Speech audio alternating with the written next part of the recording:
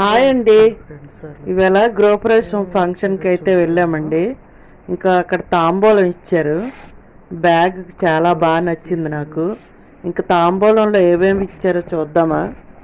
ఇంక ఇవాళ శ్రావణ మంగళవారం, ఇంకా అలాగే గరుడ పంచమి, నాగపంచమి కదండి.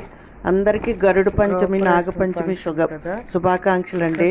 అలాగే శ్రావణ మంగళవారం శుభాకాంక్షలు.